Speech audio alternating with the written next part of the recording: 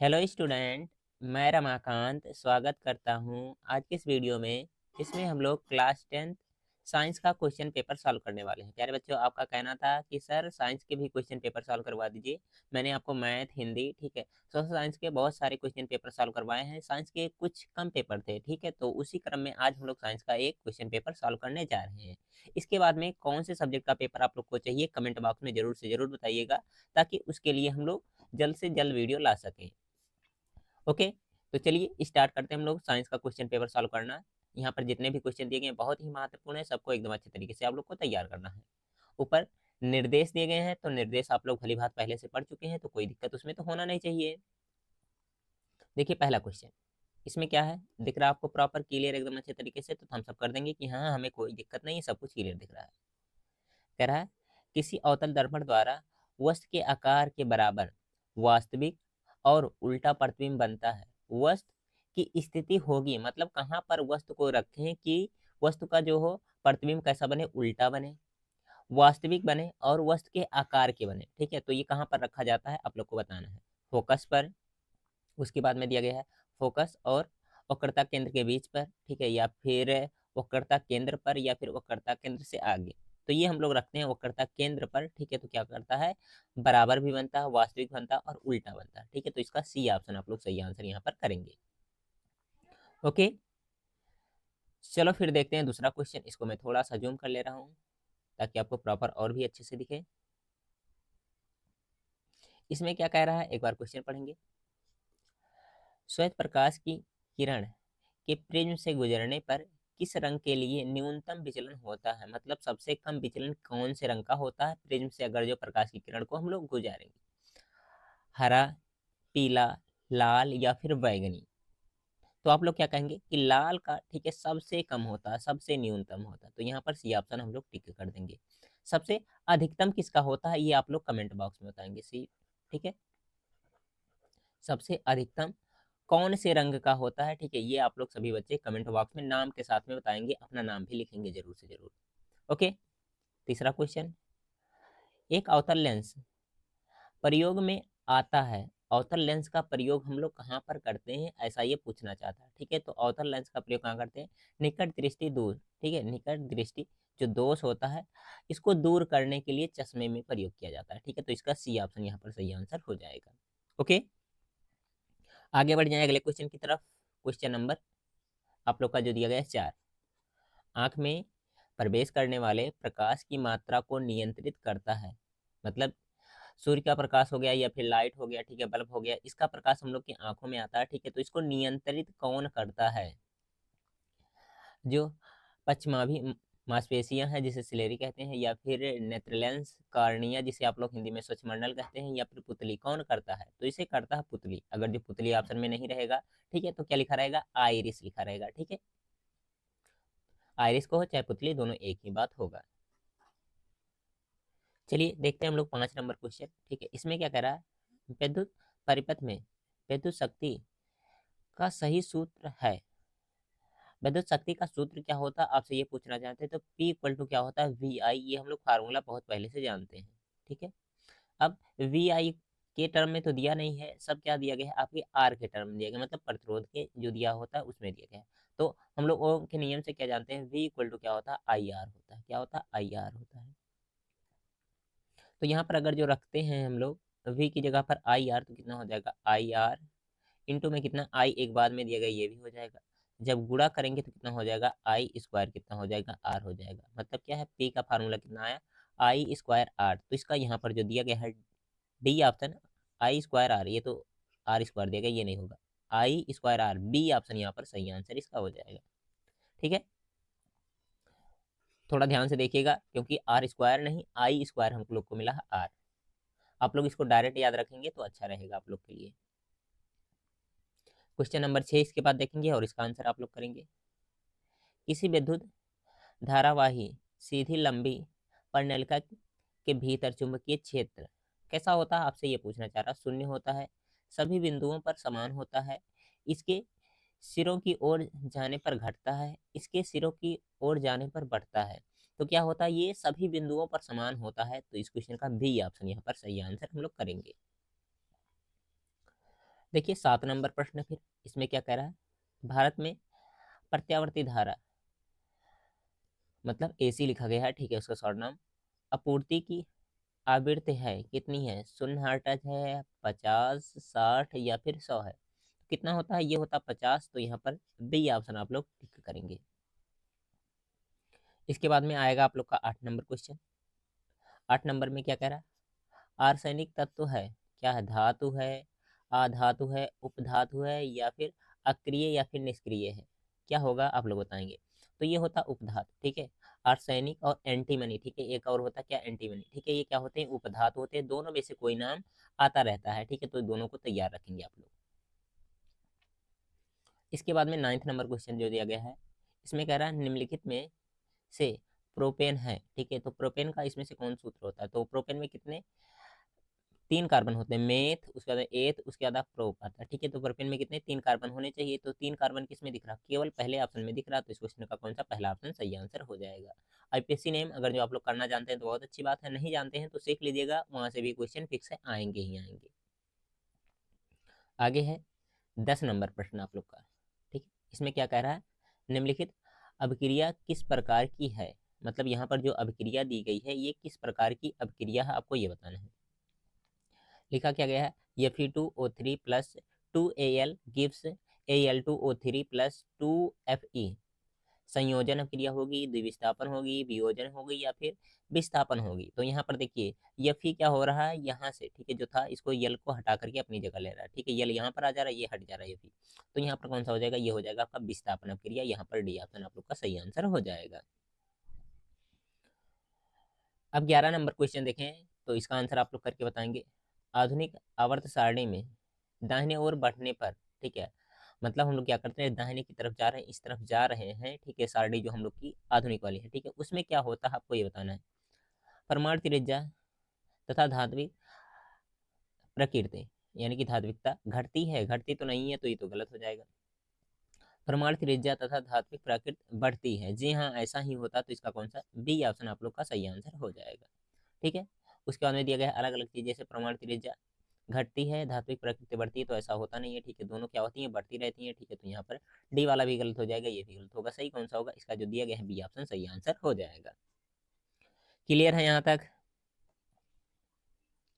देखो 12 number question और इसको करो आप लोग, ठीक है, यहाँ पर क्या दिया गया है, आप लोग को सुमेल करना, मतलब क्या है कि एक ही क्वेश्चन में 4 4 क्वेश्चन पूछे गए, इनका आंसर आपको करना है, करेंगे आराम से, कोई दिक्कत नहीं हम लोग।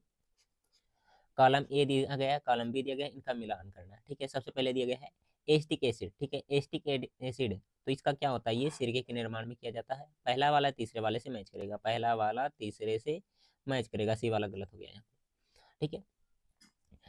एथेनॉल, ठीक है, ये किससे होता है, तो स्प्रिट बनाने में होता है, तो यहाँ पर हो जाएगा दूसरे वाले से, ठीक है, बी वाला दूसरे से, ठीक है, बी वाला चौथे से दिया गया है, इसको गलत कर दीजिए, बी वाला पहले से दिया गया है, इसको भी गलत कर दीजिए, बी वाला दूसरे वाले से दिख रहा है, तो इसका कौन सा डी ऑप्शन सही आंसर होगा, क्योंकि तीनों ऑप्शन यहाँ पर गलत हो चुके हैं।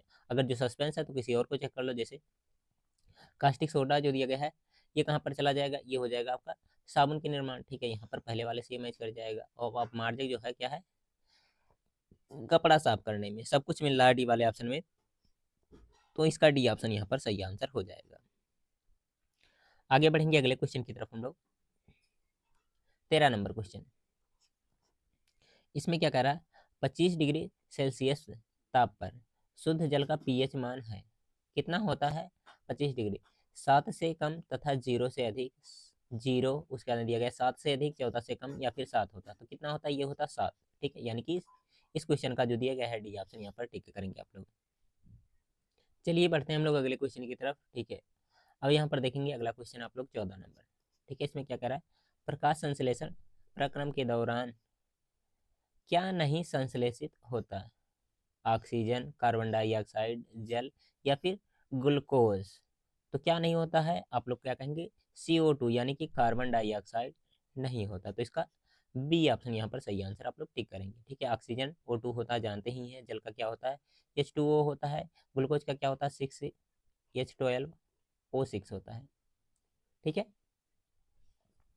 आगे 15 नंबर क्वेश्चन है, पित्र का संश्लेषण होता है, मतलब पित्र का संश्लेषण कहाँ से होता है ये आपको बताना है। पित्ताशय में, ठीक है, उसके अंदर दिया गया है विक्र में, यकृत में या फिर आमाशय में।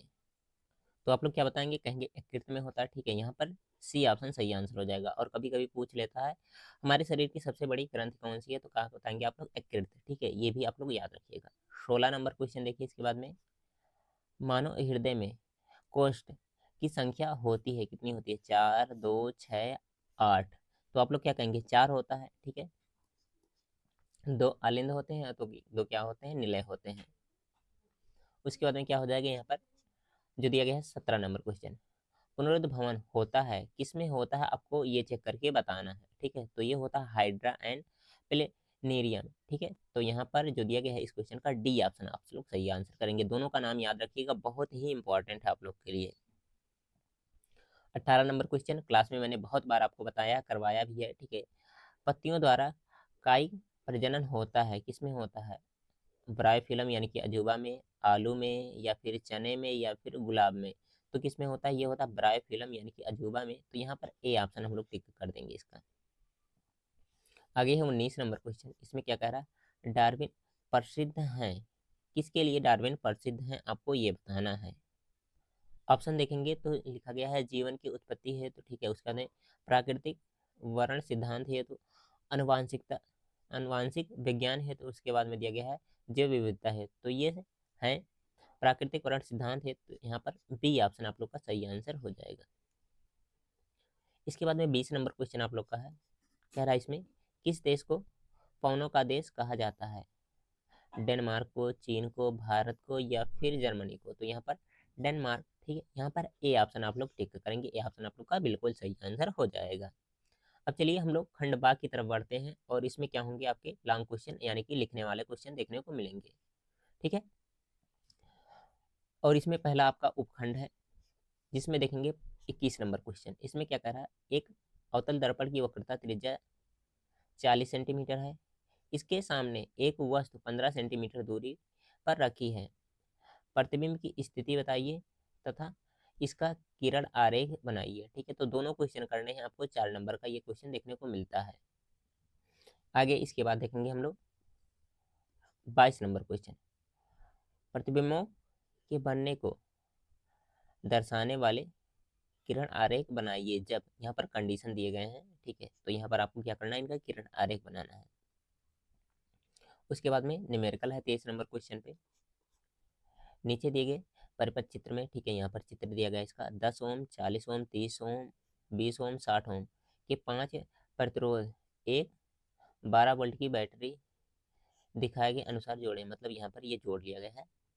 इसमें करना कि आपको परिपथ में तुल्य प्रतिरोध बताना है, ठीक है। इसका तुल्य प्रतिरोध क्या होगा, ये दोनों समांतर क्रम में, ठीक है, ये तीनों समांतर क्रम में, समांतर क्रम को जोड़ने के बाद में श्रेणी क्रम में जोड़ लेंगे, ठीक है, इतना हो जाएगा। उसके बाद में धारा निकालना है, तो धारा क्या हो जाएगा, I equal to V upon R हो जाएगा, ठीक है। वी की वैल्यू दी गई है, आर की वैल्यू निकाल ही सकते हैं आप लोग, तो बहुत ही आसान सा ये न्यूमेरिकल बन जाता है, आप लोग कर सकते हैं इसको। इसके बाद में 24 नंबर जो क्वेश्चन दिया गया है, ठीक है, इसमें क्या कह रहा है, विद्युत चुंबकीय प्रेरण से आप क्या समझते हैं, किसी परिपथ में उत्पन्न प्रेरित धारा का मान किन किन बातों पर निर्भर करता है, प्रेरित धारा की दिशा ज्ञात करने के लिए प्रयुक्त नियम तथा नियम लिखिए, प्रयुक्त मतलब नाम लिखना कौन सा, उसके बाद नियम लिखना है। दैनिक जीवन में इस परिघटना का व्यवहारिक अनुप्रयोग बताइए। 6 नंबर का क्वेश्चन है, तो थोड़ा लंबा ही पूछेगा, ये तो आप लोग जानते हैं। अथवा में आप लोग को दिया गया क्वेश्चन, चाहे वो कर लो, चाहिए विद्युत जनित का नामांकित परिपथ चित्र बनाइए और इसके सिद्धांत कार्यविधि की व्याख्या कीजिए। मतलब क्या करना, आपको चित्र भी बनाना है, ठीक है, सिद्धांत भी लिखना है, कार्यविधि भी बताना है, मतलब वर्किंग कैसे करता है ये। उसके बाद में उपखंड बा आप लोग का है, इसमें 1, 2, 3, 4, ठीक है, 4, ठीक है, दिए गए हैं, ठीक है। इनका क्या करना, IUPAC नेम लिखना है, ठीक है, एक एक नंबर का सब होगा। उसके बाद में 26 नंबर प्रश्न दिया गया, आधुनिक आवर्त सारणी में कुल कितने वर्ग तथा आवर्त हैं, इस आवर्त सारणी में क्षारीय धातुओं को तथा निष्क्रिय यानी कि अक्रिय तत्वों को किन किन वर्गों में रखा गया है, ये आपको बताना है, ठीक है। 4 नंबर का ये भी प्रश्न आप लोग का है। इसके बाद में 27 नंबर में क्वेश्चन में क्या करा, क्या होता है जब, ठीक है, केवल आपको संतुलित समीकरण लिखना है। पहला कंडीशन दिया गया है, चूने के पानी में देर तक CO2 प्रवाहित की जाती है। जब हम लोग चूने के पानी में CO2 प्रवाहित करेंगे तो क्या होगा, ऐसा आपसे पूछना चाह रहा है। उसके बाद में दिया गया है शुष्क यानी कि बुझे चूने की अभिक्रिया शुष्क Cl2, ठीक है, गैस से कराई जाती है। उसके बाद जिप्सम को गर्म किया जाता है। उसके बाद में दिया गया है सोडियम धातु की जल से अभिक्रिया कराई जाती है, ठीक है। ये चारों कंडीशन आपको बताने हैं क्या होगा इन पर। इसके बाद में क्वेश्चन दिया गया है निम्नलिखित पर संक्षिप्त टिप्पणी लिखिए। भंजन है, ठीक है। उसके बाद में भर्जन दिया गया। उसके बाद उभय उभय अपघटन दिया गया। उसके बाद में लिखा गया संक्षारण दिया गया है, ठीक है। 6 नंबर के क्वेश्चन है, 2-2 नंबर का सभी है, तो 6 नंबर आराम से आपको मिल जाएंगे, बहुत ही आसान भी दिख रहे हैं। उसके बाद उपखंड बाद जो दिया गया है इसको भी आपको करना है। इसमें क्या कह रहा है, नाभिकीय तथा समुद्रीय ऊर्जा पर टिप्पणी लिखिए। उसके बाद में समजात तथा समृद्ध अंगों को समझाइए। उसके बाद में दिया गया है प्रकाश संश्लेषण का एक विवरण दीजिए। उसके बाद में है मानव में मादा जनन तंत्र का वर्णन कीजिए। अथवा में जो दिया गया है, यहाँ दिया गया है प्राकृतिक संसाधनों के संपोषित प्रबंधन पर एक निबंध लिखिए, ठीक है। 6-6 नंबर वाला ये लॉन्ग वाला क्वेश्चन दिया गया, बाकी ये सब कितने 4-4 नंबर वाले क्वेश्चन दिए गए हैं। ओके, तो ये था आपका क्वेश्चन पेपर, ठीक है, जिसका आपको सॉल्यूशन करना था। उम्मीद है आप लोग एकदम अच्छे तरीके से इसका सॉल्यूशन कर पाएंगे, ठीक है। अगर जो आप लोग को आज का ये क्लास अच्छा लगा है तो लाइक करिएगा, शेयर करिएगा। बाकी मिलेंगे हम लोग अगले वीडियो में, तब तक के लिए आप लोग अपना ख्याल रखेंगे और अपनी पढ़ाई को एकदम बेहतरीन तरीके से करते रहेंगे। ओके, बाय बाय प्यारे बच्चों।